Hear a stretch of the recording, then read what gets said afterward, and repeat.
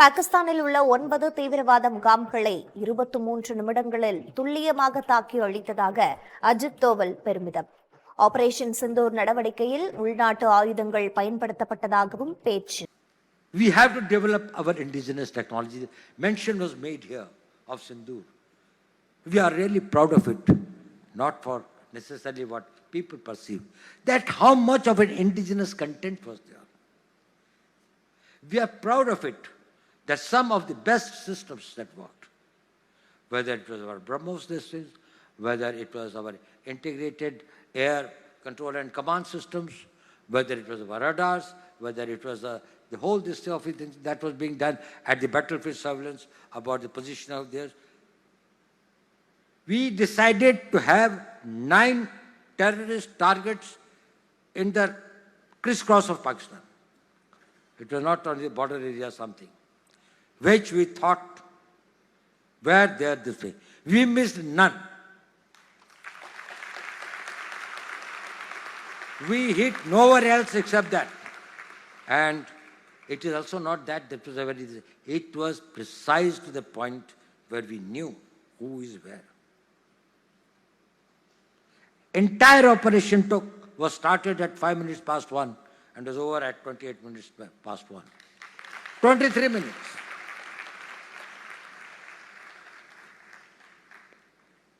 Thereafter, a lot of things are said that this thing, foreign press and all these things, they said Pakistan did that and this.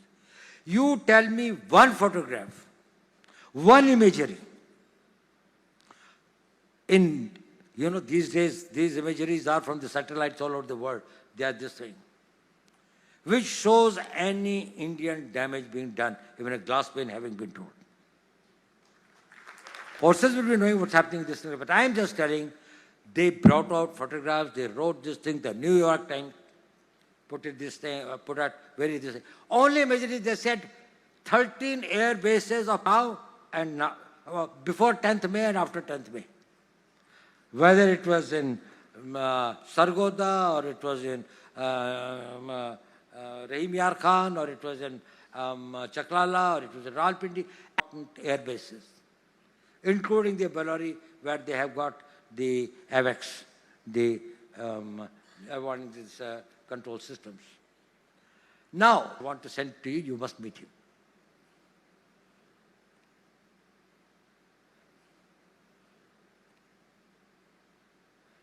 I said, okay, send him sometime. So he came, he told me. I said, how do you know General McMaster? He said, I provide some services to the American Defense Forces. I said, what's your background? And then he told me something about this thing. When I learned that he was a person who was the founder and CEO of Rhombus, he was providing on the basis, he started it, on the basis of the open information about the position of the satellites and what they were taking the imageries and some of these things, the entire forecasting model for next 24 hours for Pakistan, for American Army. Then the American Army started supplementing it with their own data.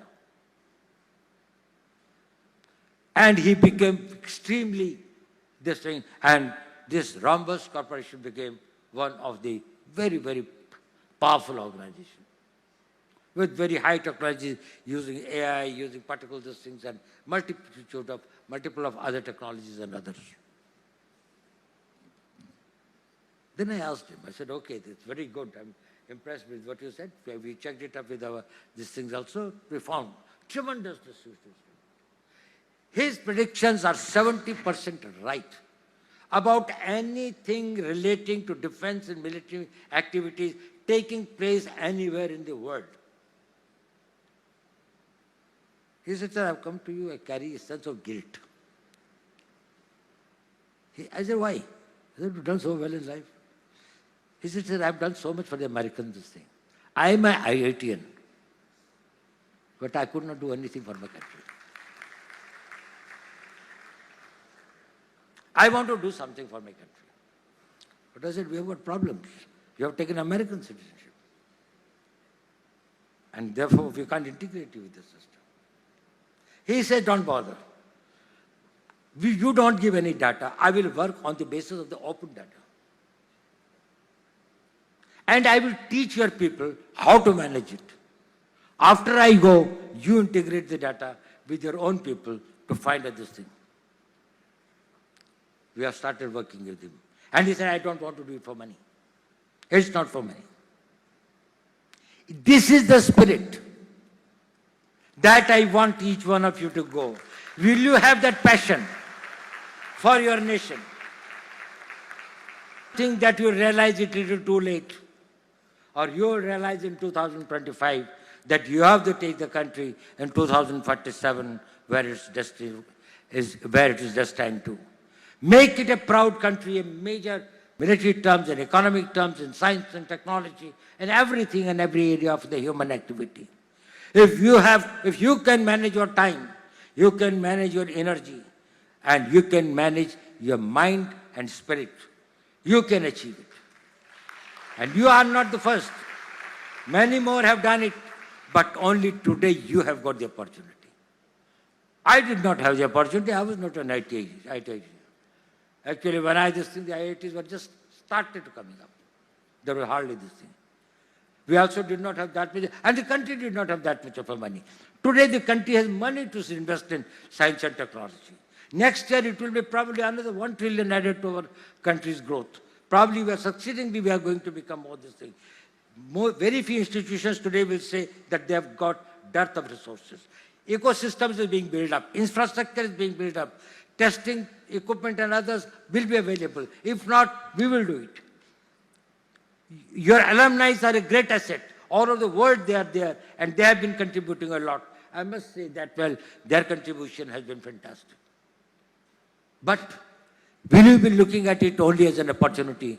You will make the life comfortable for you.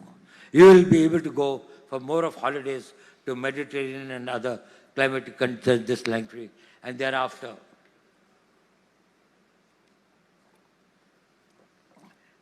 You can call that life successful. I will tell you one small incident before I conclude. During Second World War, in the concentration camps, there were many Jews who were kept there. One of them was a psychiatrist, and very well from Austria, whom Hitler had this thing and others. When he started looking, and then he was shifted, he started feeling the people coming to concentration camps, many of them were perishing, some in 3 months, some in 5 months, some 6 months. But this man, since he was this thing and there are certain things against him, he was kept for a very long time, almost the whole duration of the war, about 4 years. And was shifted from one concentration camp to another concentration camp of the Jews and others. He found hundreds of Jews, rather thousands of Jews dying. But even strangely, some survive. And he started taking notes. He said he writes, he wrote a book after coming out. There is an old lady of 74 or 75. She said, I don't know when the war will be over, but I have to go back home. He said, why? They said, they brought me and my son daughter-in-law. But my granddaughter, about 4 years is left behind. I have to go back to get her. And groom her, train her, whatever is that, bring her up and all these things. I feel very restless. I want the war to be over. She survived. Then, few years after the war, he met this old woman on the street with a teenager girl.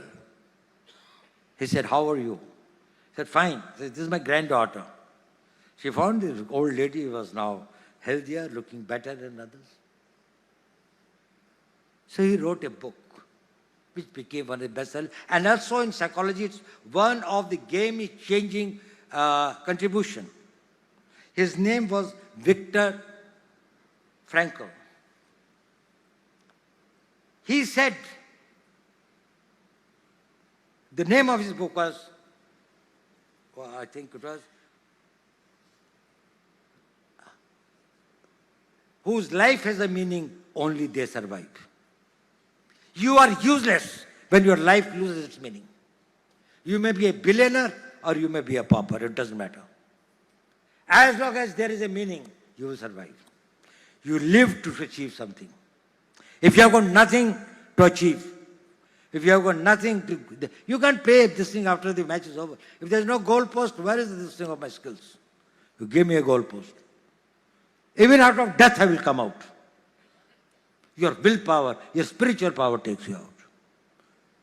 This institution gives you the meaning. Your energy gives you the meaning. Your circumstances of this thing give you a meaning. This nation gives here with you. I am over 80. I have lived my life. But I know this country has got a very great future. But there is a risk factor, and that is you. Do your best and give your best. I wish you my best.